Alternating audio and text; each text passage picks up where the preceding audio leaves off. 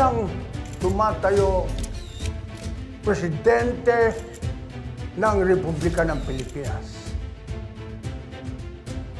ang gusto kong unang aksyonan ay ang terorismong pinalalaganap ng sindikatong Golden Scorpion. Hindi ko magagawa ito kung hindi ko sasabihin sa inyo totoo. Na nakatakas sa bilangguan ang leader ng Golden Scorpion na si Edgardo Magallanes.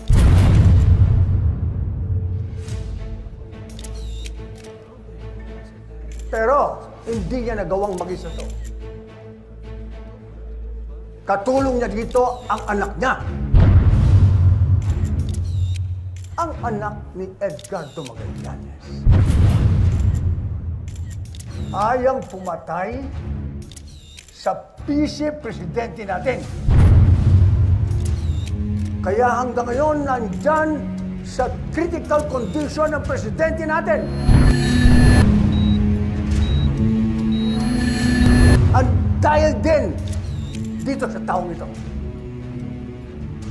na anak ni Edgardo Magallanes.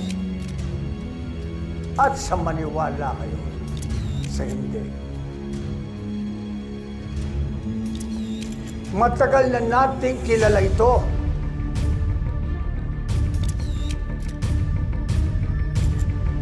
At matagal na tayong niloloko. Nagpapanggap siyang tunay na bayani. Walang iba kundi si Black Rider. Ang tunay niyang katauhan ay si Elias Guerrero na anak ni Edgardo Magallanes.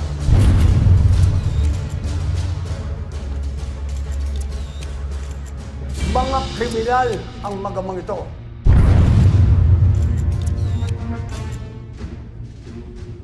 Edgardo Magallanes at si Elias Guerrero ay gagawin lahat para maghari ang sindikato nilang droga sa bansa natin. Pero hindi ako makakapaya. Bilang presidente ng Pilipinas, hindi nila pwedeng gawin ito. Kaya, humihingi ako ng tulong sa buong bansa natin na magtulungan tayo para mahuli ang dalawang kriminal na to.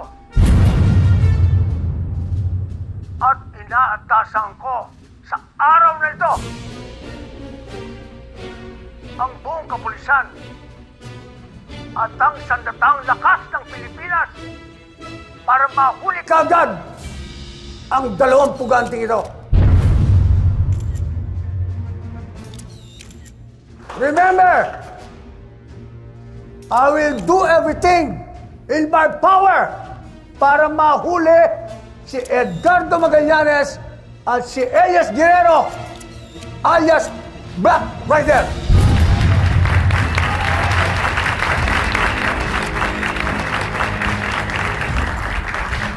Maraming salamat.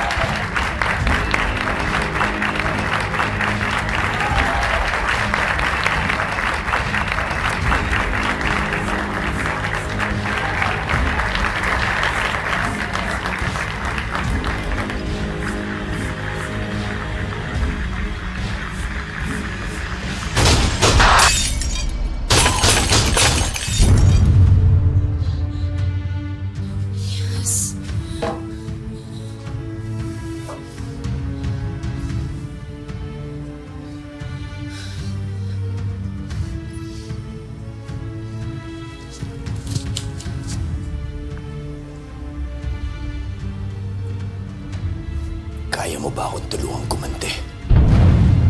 Lahat ng kailangan mo ibibigay ko sa'yo. Lahat ng kaaway mo na rin, Elias. Hindi ibig sabihin ito